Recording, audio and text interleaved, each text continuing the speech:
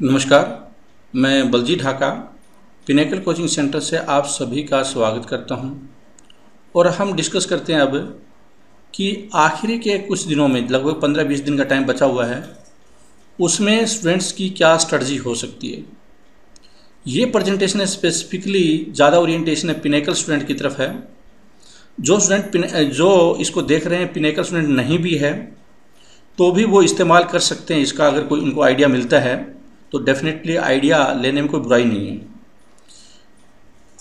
हम इसको जानकारी समझने की कोशिश करते हैं अगले 15 से 20 दिन या 25 दिन में क्या हमें स्ट्रेटजी अपनानी चाहिए, क्या इनेबलर हो सकते हैं। देखो 3-4 बातें हैं एक दिमाग में ज़रूर होना चाहिए जब भी आप इस मैदान में उतरते हैं। साइकोलॉजिकली स्ट्रॉन्ग होना बहुत ज़्यादा ज़रूरी है। अगर आप पहले हार मान गए तो आप कितने इंटेलेक्चुअल हो, कितनी मेहनत कीजिए तो फिर मेहनत भी नहीं होगी और जीत करना या अच्छा एग्ज़ाम देना बहुत मुश्किल होगा। तो सबसे पहले है कि अपने ऊपर ट्रस्ट कीजिए, बिलीव कीजिए कि आप ये एग्ज़ाम ज़रूर क्वालिफाई करेंगे। हो सकता है अभी आपका स्कोर 70 भी आ रहा हो, 80 भी आ रहा हो, 90 भी आ रहा हो या 140 भी आ रहा हो। ये सारे रेंज वाले सारे स्टूडेंट हैं वो इस पे टायर 1 पे ज़रूर फोकस रखें कि मेरा हर हालत में सिलेक्शन होगा। इससे वो भटके नहीं, चाहे उसके पड़ोसी उसके बारे में कुछ भी बोलता रहे। Keep your environment positive. आपके चारों तरफ का इन्वायरमेंट है पॉजिटिव होना चाहिए, चाहे वो घर का माहौल हो वो पॉजिटिव रखने की कोशिश करें। कम से कम किसी के साथ कन्फ्रंटेशन या लड़ाई झगड़ा करने की कोशिश करें, जिससे करें भी नहीं, क्योंकि इससे दिमाग खराब भी होगा, इससे टाइम खराब भी होगा। नेगेटिव विचारधारा नहीं आनी चाहिए। जैसे कि अगर आपके पास जो भी कंटेंट है उसके प्रति आपको पूरी ट्रस्ट होना चाहिए कि मैं इसी कंटेंट से, अगर कोई पिनेकल का स्टूडेंट नहीं है तो भी ये सोचे कि जो भी उसके पास चीज़ है वो बेस्ट है। चारों तरफ उसके माहौल है वो पॉजिटिव होना चाहिए। जैसे कि आजकल सोशल मीडिया का ज़माना है, कोई कहीं पे पोस्ट निकल जाती है, कोई वीडियो वायरल हो जाता है, इस तरह की चीज़ें होती हैं तो अननेसेसरी उस पर कमेंट करने की ज़रूरत नहीं है। आपकी हैबिट है वो पंक्चुअलिटी से रिलेटेड अब अगले 15-20 दिन होनी चाहिए, उसमें कोई डेविएशन नहीं होना चाहिए। यहाँ पे मैं मैसेज क्या दे रहा हूँ कि आप सोचिए मत, अब एग्जीक्यूशन का टाइम आया हुआ है। अगर 10 से 12 घंटे या 15 घंटे अगर टाइम नहीं लगाएंगे और एक हैबिट नहीं रखेंगे इसकी, ऐसा नहीं कर सकते आप 2 दिन आपने बहुत पढ़ लिया, फिर 1 दिन छुट्टी कर दी, फिर 2 दिन पढ़ लिया, 1 दिन छुट्टी कर दी, आज बहुत पढ़ लिया, अगले दिन छुट्टी कर दी। इरेगुलरिटी नहीं होनी चाहिए, पंक्चुअलिटी आपकी प्रॉपर होनी चाहिए। इससे आपका कॉन्फिडेंस है काफ़ी ज़्यादा हाई होगा। Minimise disturbance. यहाँ पे मैसेज मेरा सीधा सोशल मीडिया से भी है, फेसबुक है, व्हाट्सएप है या बहुत सारे चैनल है। जैसे अभी हमने देखा था कि अभी बहुत ज़्यादा डिस्कशन था बैंक पीओ से रिलेटेड, आईबीपीएस का नोटिफिकेशन था, कोई फर्जी लोगों ने डाउनलोड कर दिया, अपलोड किया हुआ था साइट्स पे, फर्जी यूट्यूब चैनल्स पे, और बहुत ज़्यादा स्टूडेंट गुमराह हो रहे थे। जो ये फ्री वाले चैनल होते हैं या इस तरह के जो गुमराह करने वाले चैनल होते हैं, मार्केट में स्पाइसी न्यूज़ होती है, उनसे बचना चाहिए। तो ऐसे ही रूमर्स और गॉसिप है वो हो सकता है एसएससी से रिलेटेड भी फैलाने की कोशिश करेंगे। इस तरह के चैनल है, साइट्स है जिनका, देखो एक कोचिंग सेंटर का बिजनेस होता है कोचिंग, लेकिन उनके पास तो कुछ भी नहीं है प्रोडक्ट बेचने के लिए। तो वो क्या बेचते हैं? वो बेचते हैं गॉसिप, रूमर्स बेचते हैं, कोई अफवाह फैलाते हैं जिससे कि उनके व्यूअरशिप बढ़े, उनकी सब्सक्रिप्शन बढ़े, इस तरह की चीज़ें करते हैं। तो ये उनका बिजनेस है। तो आप इस तरह के लोगों से बहुत सावधान रहने की ज़रूरत है कि अगले 30 दिन में या अगले 20 दिन में, 15 दिन में आपका माहौल है वो इस ढंग में न हो कि कोई खबर आई कि इस बार एसएससी सीजीएल का टायर 1 एग्ज़ाम होगा ही नहीं, या एसएससी ने टायर 1 है पोस्टपोन कर दिया क्योंकि अभी तक एडमिट कार्ड नहीं आए। इस तरह की न्यूज़ आती है। तो आमतौर पर इसको अवॉइड करना चाहिए। और एडमिट कार्ड भी आ जाएंगे, 1-2 दिन में आ जाएंगे, 2-4 दिन में आ जाएंगे, लेकिन वेट करें। ऐसा नहीं है कि अभी एडमिट नहीं कार्ड आए और किसी ने वीडियो चला दिया कि अब ये एग्ज़ाम पोस्टपोन होगा और आप उसके ऊपर बिलीव कर लिया और उसके बाद कोई तैयारी बंद कर दी। ऐसा नहीं करना चाहिए। ये चीज़ें आपको बहुत परेशान कर सकती है, डिस्टर्ब कर सकती है। Too much can be too less and too less can be too much. इस लाइन का क्या मतलब है? हम इसको गोल इनेबलर के रूप में देखते हैं। देखो पीछे हमने डिस्कस की थी, वो थी साइकोलॉजिकली अपने आप को कैसे बैलेंस बनाना है, कैसे मजबूत बनाना है, वो हमने डिस्कस किया। अब है कि अपना जो गोल होता है कि आपका गोल क्या है, टायर 1 को क्वालिफाई करना फर्स्ट और ज़्यादा मार्जिन के साथ क्वालिफाई करना, ये आपका गोल है। इस गोल को क्या क्या चीज़ें इनेबल कर सकती है, आपको आगे बढ़ा सकती है। तो सबसे चीज़ें ज़्यादा इंपॉर्टेंट है कि आप बहुत सारी चीज़ें पढ़ने की कोशिश न करें। आपने अभी स्टार्ट किया पिछले 1 महीने में और बहुत सारी चीज़ें कवर नहीं कर पाए आप, तो आप परेशान मत हो। Too much can be too less and too less can be too much, ये लाइन बहुत इंपॉर्टेंट है। अगर आप इसको समझने की ये कोशिश करें तो अगर आपने वो ढंग से पढ़ने की कोशिश की तो थोड़ा भी अगर आपने पढ़ा, मतलब जैसे कि प्रोजेक्ट 400 को, अगर मैं पिनेकल स्टूडेंट की बात करूं, प्रोजेक्ट 400 को बहुत अच्छी तरीके से आपने मेमोराइज कर दिया के क्वेश्चन मैथ के, तो वो 400 क्वेश्चन पूरे मैथ को रिप्रेजेंट करते हैं। आपने बहुत ही कम टाइम में 5-7 दिन में पूरा मैथ कवर कर दिया और आगे उसकी प्रैक्टिस करें टेस्ट सीरीज के माध्यम से। लेकिन अगर यही आपने अभी तक कुछ किया नहीं यार, आपका ज्योमेट्री, ट्रिग्नोमेट्री, अलजेब्रा, मेंशनिंग सारी चीज़ें बाकी आप करना स्टार्ट करते हैं और हर चैप्टर के 500 क्वेश्चन करने की स्टार्ट करते हैं, तो ये 3-4 चैप्टर होंगे, उससे कुछ ज़्यादा होगा नहीं आपका, अल्टीमेटली कोई फायदा नहीं होगा। इससे अच्छा वैरायटी क्वेश्चन पे ज़्यादा ध्यान दें।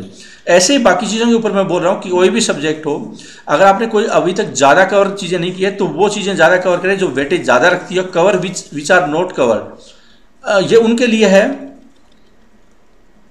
ये तो उनके लिए जो कि एक्चुअली अभी 1 महीना हुआ है, 2 महीने पहले उन्होंने स्टार्ट किया प्रिपरेशन और बहुत ज़्यादा टेंस है अभी तक कि सिलेबस नहीं हो रहा है, हम क्या क्या करें। उनके लिए है कि आप वो देखें, ज़्यादा वेटेज वाली चीज़ें, वैरायटी वाली चीज़ें, कंसाइज चीज़ें वो करने की कोशिश करें जिससे कि सिलेबस कवर हो, कॉन्फिडेंस का लेवल हाई जाए और जो चीज़ याद नहीं हो रही और बार बार उसको आप वो उसमें अंदर तक घुसे जा रहे हैं। एनसीईआरटी पूरी पता चला 1 नंबर हिस्ट्री का आना है, उसके लिए पूरी कवर कर रहे हैं अभी, तो ऐसा कोई फ़ायदा नहीं है। आपको लेस करके ज़्यादा स्कोर करने की कोशिश करनी है, कंसाइज करना, मैनेज करना है चीज़ों को। Cover which are not cover but not cover which can uncover, ये भी बहुत इंपॉर्टेंट लाइन है, समझने की कोशिश कीजिए, आपको गोल इनेबलर की तरह बढ़ाएगी। कि अगर कोई स्टूडेंट 120 के आसपास स्कोर करे, 130 के आसपास स्कोर कर रहा है और उन्होंने जो चीज़ें कवर कर ली है और उसमें बहुत अच्छी तरह से कमांड कर रखी है उसने, तो अब वो देखे कि उसने कौन सी चीज़ नहीं कवर कर रखी है ताकि उसका एडिशन हो स्कोर में इसमें। लेकिन but not cover which can uncover, अब ऐसी कोई चीज़ नहीं करनी चाहिए जिससे कि 120 के ऊपर भी अटैक हो जाए और पता चले 110 आना स्टार्ट हो गया। तो अननेसेसरी वो चीज़ें अवॉइड करें जो कि उसको ज़्यादा स्कोर नहीं दिलाएगी और 1 या 2 नंबर के लिए पूरा का पूरा शेड्यूल आपका बिगड़ सकता है। जैसे कि एग्जांपल के तौर पे मैं बताता हूँ, कुछ स्टूडेंट है वो हिंदू पढ़ना स्टार्ट करते हैं, प्रतियोगिता दर्पण पढ़ना स्टार्ट करेंगे कि 1 से लेकर 4-5 नंबर है वो करंट जीके के आते हैं, क्वेश्चन आते हैं, उसको कवर करने हमें। तो पिछले अगर आप अगले 15 दिन सिर्फ करंट जीके करेंगे तो मुझे लगता है कि आप इसको भी नुकसान पहुँचा सकते हैं या आपकी स्ट्रेटजी बहुत अच्छी नहीं है। करंट जीके के लिए आप 5-6 आवर्स है वो दे सकते हैं मैक्सिमम अगले कुछ टाइम में, क्योंकि इससे ज़्यादा एसएससी में कोई रेलिवेंसी बनती नहीं है उसकी। तो आपको ये ध्यान में रखना है कि ऐसी चीज़ न करें जो कि की हुई चीज़ों को भी खेल खराब कर दे उनका। तो हालांकि पिनेकल ने एक सीरीज स्टार्ट कर रहे हैं इसके लिए, 6 घंटे से लेकर 3 घंटे वीडियो होंगे और 3 घंटे आप पीडीएफ कवर कर सकते हैं, फिर टेस्ट दे सकते हैं और उसमें पिनेकल स्टूडेंट हो न हो सारे पार्टिसिपेट कर सकते हैं। 20-21 तारीख होगी तो आप वो याद रख सकते हैं, वो कवर कर सकते हैं या अपने हिसाब से देख सकते हैं आप कि मैं 5-6 घंटे में क्या पढ़ूँ। अगर पिनेकल का नहीं करना चाहे तो मैं 5-6 घंटे में क्या पढ़ूँ जिससे कि मेरा करंट जीके है वो अप्रोक्सीमेटली कवर हो जाए, ज़्यादा कोई डीप में जाने की जरूरत ना हो। What ever you have is the best, ये अपने आप को ज़रूर रखें दिमाग में, वरना होता क्या है कि आपको कुछ कोई बोल देगा कि ये ठीक नहीं है, आपको तो एक बात चुभ गई, दिमाग में आ गई कि ये ठीक नहीं है, तो आप घूम रहे हैं सारा दिन दिमाग में टेंशन कि भी उसने ये बोला ये ठीक नहीं है, ये तरीका ठीक नहीं है, ये टेस्ट सीरीज ठीक नहीं है, ये वीडियो ठीक नहीं है, ये जीएस का किताब ठीक नहीं है, ये मैथ की किताब ठीक नहीं है। ऐसी चीज़ें बोलने वाले बहुत मिलेंगे, तो आप अपने आप को थोड़ा दृढ़ रखें और ऐसे लोगों से ज़्यादा इंटरेक्शन भी नहीं रखें, अपने आप से इंटरेक्शन रखें।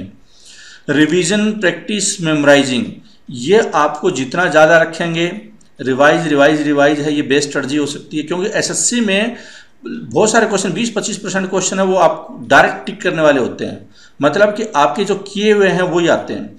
आमतौर पे एसएससी 15-20% या 25% तक है वो प्रीवियस ईयर क्वेश्चंस भी पूछती है, और वैरायटी जहाँ तक करूँ मैं तो 90% है वैरायटी वो एसएससी पूछती है। तो इसका मतलब ये हुआ कि लगभग सारा सिलेबस है आपको एक दायरे में होता है और उस दायरे को बार बार रिवीजन करना होता है, प्रैक्टिस करनी होती है, और जो चीज़ें नहीं आ रही है या जिनको मेमोराइज करने की ज़रूरत होती है वो मेमोराइज करें। कुछ स्टूडेंट्स होते हैं मेमोराइजिंग से बड़े चिढ़ते हैं, रट्टे से रट्टा लगता है नहीं उनसे, तो उनको लगता है रट्टा गलत बात होती है। ऐसा नहीं है, मेमोराइजिंग होती है वो एक्चुअल में जब आप बार बार चीज़ें करते हैं और आपकी एक दिमाग की कितनी समझ शक्ति है, याद कितनी जल्दी कर सकते हैं, ये उसका टेस्ट है। और वो एक ऑफिसर में होना चाहिए, ये हर में होना चाहिए। अगर कोई बिजनेस कर रहा है, अगर उसको कस्टमर के नाम तक याद नहीं है या जो दिन में क्या हुआ वो याद नहीं है, तो उसके लिए दिक्कत है। तो ऐसे ही एक ऑफिसर के लिए भी, एक गवर्नमेंट जॉब वाले के लिए चाहिए होता है। तो जो मेमोराइजिंग की चीज़ें होती है, जैसे कि वो कैप्स हुआ या जीके की चीज़ें हुई या मैथ की कुछ ट्रिक हुई, ये सारी चीज़ें मेमोराइजिंग की तरह आती है। और आप मेमोराइज पे ज़रूर ध्यान दीजिए, इसको नेगेटिव मत मानिए।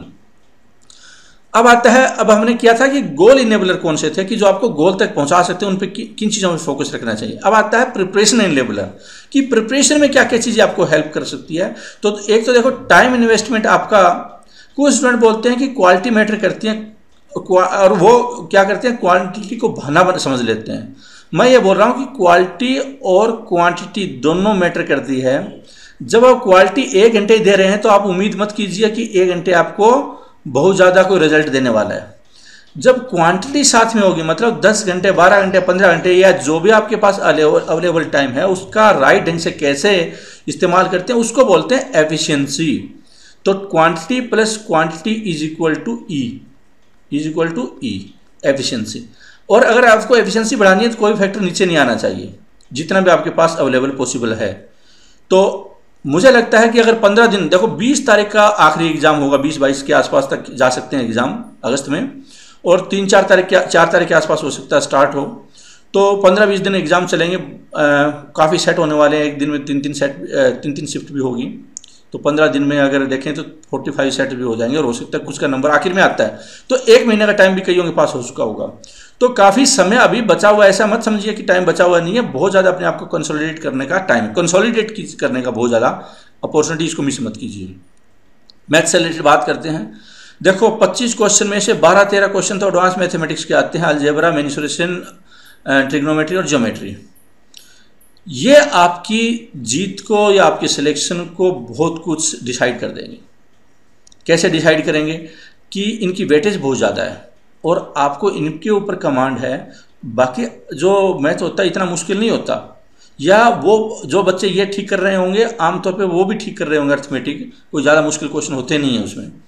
और वैसे भी जो एसएससी का मैथ है इतना भी मुश्किल नहीं होता, आपके पहुँच के अंदर ही होता है। 25 क्वेश्चन होते हैं, उसमें से 10-12 क्वेश्चन बहुत आसान होते हैं, और 7-8-10 क्वेश्चन होते हैं इसमें से वो होते हैं थोड़ा एवरेज टाइप के, एवरेज या अबव एवरेज, और 2-3 क्वेश्चन होते हैं वो थोड़ा हार्ड लेवल के हो सकते हैं। और 25 क्वेश्चन में से 1-2 वैरायटी ही होती है जो आपको शायद पता नहीं हो कि नहीं होती। तो अगर इनको ढंग से मैनेज किया जाए, जो आपको आता है अगर वो कर दे, तो आपका काफ़ी ज़्यादा हद तक काम हो जाएगा। लर्न और डेवलप योर 100 ट्रिक्स। 100 ट्रिक्स इसका मतलब क्या है? देखो, ट्रिक्स का इंपॉर्टेंट रोल हो सकता है। अगर मैं ट्रिक्स को एक दूसरे वर्ड में बोलूं कि आपकी अपनी अप्रोच क्या हो सकती है। अगर आपके पास 50-100 या 100 के आसपास अच्छी अप्रोचेज हैं, ट्रिक्स हैं, जो कि आपके क्वेश्चन को ज़्यादा बेहतर ढंग से करना सिखा सकती है या सीख सकते हैं, और मेरे हिसाब से क्या है कि वो ट्रिक आपकी खुद को डेवलप की होनी चाहिए, या आप खुद उस पर ट्रस्ट करते हो, अगर वो की हुई है। आमतौर पे जब आप प्रैक्टिस करते हैं तो खुद की ट्रिक्स हो जाती है डेवलप। आप ये मत समझिए कि पिनेकल की ट्रिक देखेंगे तो ही आप जीनियस बनेंगे, ऐसा नहीं है। आप अपने हिसाब से भी ट्रिक बेस्ट डेवलप कर सकते हैं, क्योंकि ट्रिक वही मानी जाएगी बेस्ट जो आपको सूट करे, न कि दूसरों को सूट करे। Learn the question which you may face problem, note down and practice on those specific, use Evernote snipping tool. बहुत इंपॉर्टेंट लाइन है, समझने की कोशिश कीजिए। ये मैनेजरियल एफिशिएंसी आपकी बढ़ाएगी ये, और टाइम को आपको काफ़ी बचा सकती है। मान लो आप टेस्ट सीरीज करते हैं, फॉर एग्जांपल पिनेकल की 90 टेस्ट सीरीज आप कर रहे हैं। अब हर टेस्ट में 2-4 ऐसे क्वेश्चन होते हैं जो कि आपको लगातार हो सकता है दोबारा देखना पड़े, रिवाइज करना पड़े। अब देखो, पूरी टेस्ट सीरीज पे दोबारा जाना तो बहुत मुश्किल होता है। ऐसे ही मान लो आपने वीडियो देखा, अब सारे क्वेश्चन तो आपको ऐसा नहीं आते होंगे, 1-2-4 क्वेश्चन होते हैं मैक्सिमम जो आपको दिक्कत क्रिएट कर सकते हैं, जो या आपको लगता है कि हमें इसका दोबारा देखने की जरूरत है, रिवाइज करने की जरूरत है। तो उसके लिए क्या करें फिर आप इन टूल्स का इस्तेमाल करें। एवरनोट स्निपिंग टूल, एवरनोट है वो सबसे अच्छा, सबसे बड़ा प्लेटफॉर्म या बड़ा सॉफ्टवेयर टूल है, मैनेजमेंट टूल है, जो कि नोट्स बनाने में आपकी हेल्प करेगा। और स्निपिंग टूल है जो कि हम दोनों बहुत यूज़ करते हैं। स्निपिंग टूल तो इस वीडियो में भी मैंने यूज़ किया हुआ है, आपको शायद अगर कोई ध्यान देने की कोशिश करें, जैसे इसका लोगो को मैंने बनाने की कोशिश की तो स्निपिंग टूल से मैंने तुरंत यूज़ कर दिया। तो एवरनोट क्या है, ये क्लिपिंग एक टूल है, क्लिप कर देता है। जैसे आप वीडियो देखते हैं, आपको जो क्वेश्चन समझ में नहीं आया उसका आप क्लिक कीजिए, पूरा वीडियो देखने की जरूरत नहीं है फिर दोबारा। तो जैसे ये स्लाइड है, आपको इसको क्लिप ले लिया आपने और वो इकट्ठा कर लिया, और वो क्लिप आप जहाँ पे 1 सेकंड के अंदर वो क्लिप देख सकते हैं। मतलब कि 15 दिन के बाद आपको लगता है मैं उस क्लिप को दोबारा देखना चाहता हूँ, तो आपको टाइम नहीं लगना चाहिए उसको। आमतौर पे क्या होता है, अगर आप टेस्ट सीरीज पे वीडियो पे जाते हैं, उसमें पता नहीं कहाँ पे वीडियो मिलता है, क्या क्या चीज़ें खोलनी पड़ती है, सिर्फ एक क्वेश्चन के लिए 15 मिनट लगा दिए, 20 मिनट लगा दिए। अगर आपका 15-20 सेकंड में काम हो रहा हो तो वो करना चाहिए, वो एवरनोट सिखाता है। मतलब इसमें जो चीज़ भी आपको नहीं आ रही उसकी आप फोटो खींच लो। फोटो का मतलब ये स्निपिंग टूल, और ये एक किस्म से आपको वो टूल प्रोवाइड करते हैं।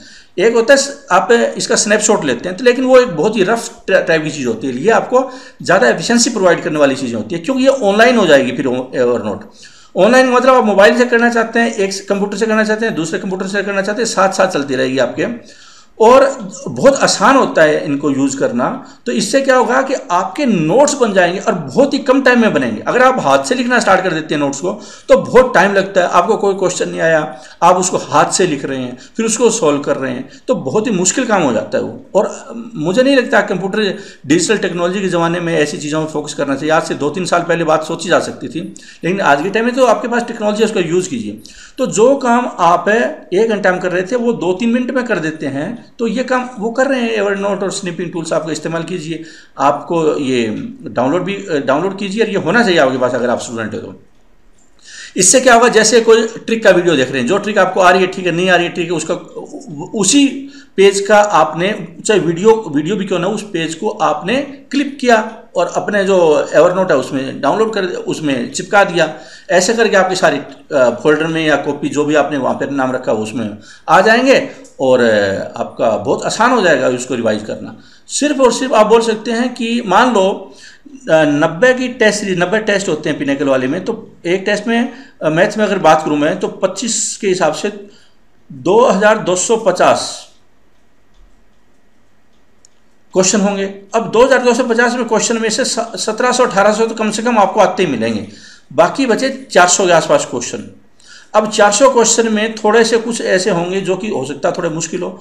इसमें से अगर आप ध्यान में देखेंगे बाद में एक बार रिवाइज करने के बाद, या तो आप 400 को स्निपिंग टूल्स में ले आइए, वरना आप 50 सिलेक्ट कर लीजिए। जब आप एक टेस्ट दे रहे हैं उसी में सिलेक्ट कीजिए और वो चिपका दीजिए।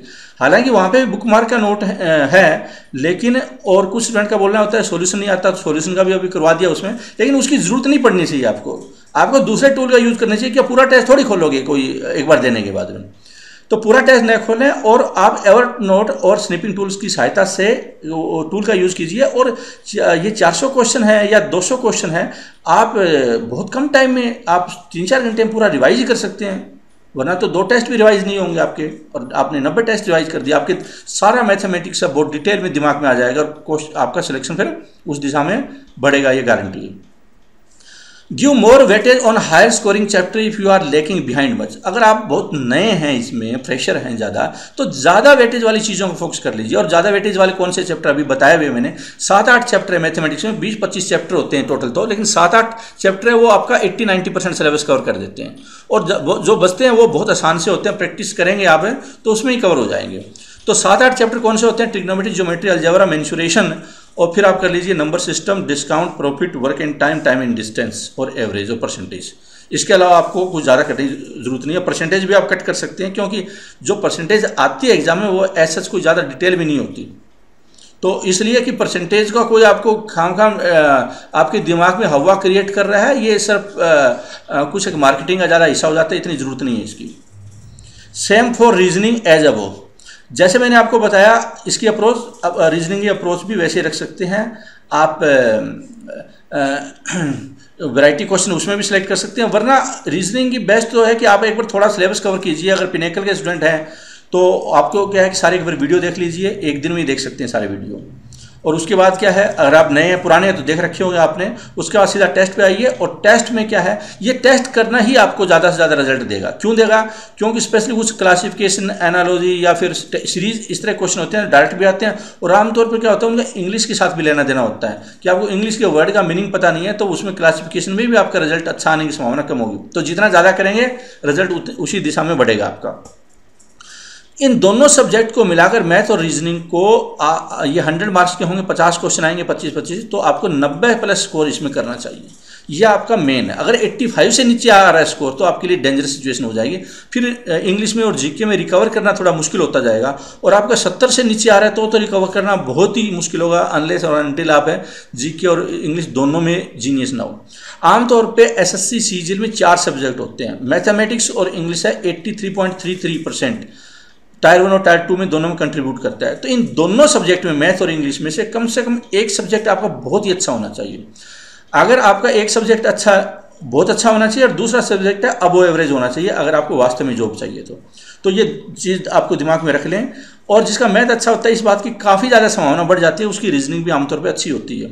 तो इस लिहाज से मैथ को आप गंभीरता से भी लें। और ज़्यादातर स्टूडेंट अच्छा स्कोर कर देते हैं तो ठीक है, नहीं कर रहे हैं तो देखें इसमें कि कहाँ पे आप गुंजाइश हो रही है। मैंने आपको पूरा स्ट्रेटजी समझाने की कोशिश की है।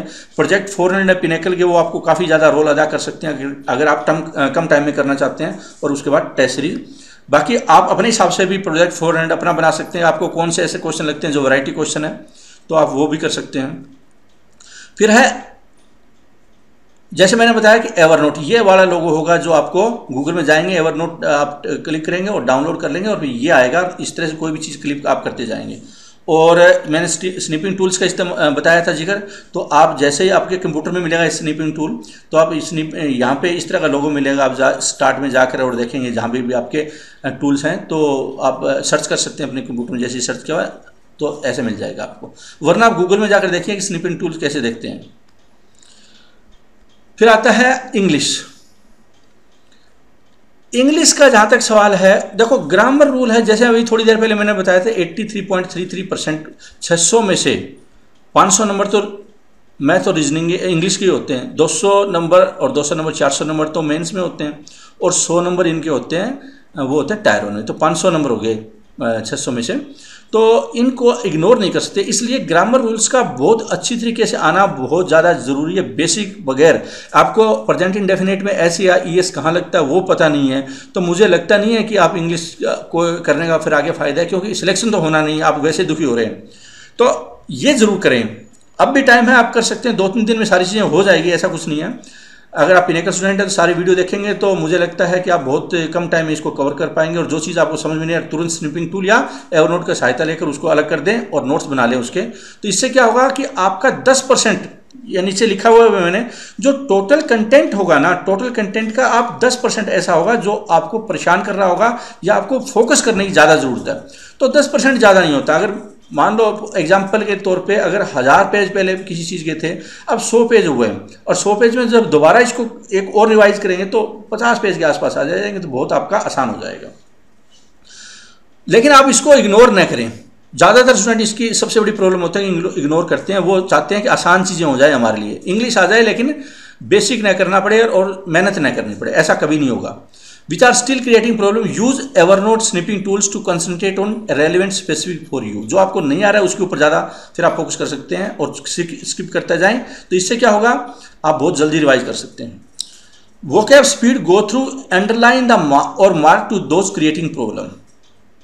आप अंडरलाइन कर सकते हैं, इसके अंदर ला सकते हैं, एवरनोट के अंदर मार्क कर सकते हैं जहाँ मार्क करना चाहिए, क्योंकि ये सारे आपके टूल्स हैं। In this way you narrow down of content till 10%, easy to action revise. तो नैरो डाउन करने के बाद बहुत ज़्यादा फायदा हो जाएगा। जैसे हम वैल्यू पुट करते हैं ना इसमें मैथमेटिक्स में कई बार, और कई बार जीरो रख देते हैं, तो बाकी चीज़ें बहुत आसान हो जाती है कैलकुलेट करना। पूरी फंडा भी यही है इसका इंग्लिश का भी, कि आप देखिए कि कौन सी चीज़ आपको नहीं आ रही उसको पकड़ लीजिए और उसको एक जगह फिर आप इकट्ठा करो रखो। स्कोर रेंज 30 to 40, और अपने अपने नोट्स हो, दूसरों पे ज़्यादा ट्रस्ट नहीं करें, क्योंकि आपने किस हिसाब से बनाया, क्या दिमाग में आपकी यूज़ किया है, कैसे नोट का इस्तेमाल किया है, आपने किस पर्पज़ के लिए किया है, आपकी एक कॉन्फिडेंशियल मैटर है। दूसरों के साथ ज़्यादा शेयर भी ना करें इसको, क्योंकि आपका ही टाइम खराब हो जाएगा इससे और दूसरे को कोई फ़ायदा नहीं होता।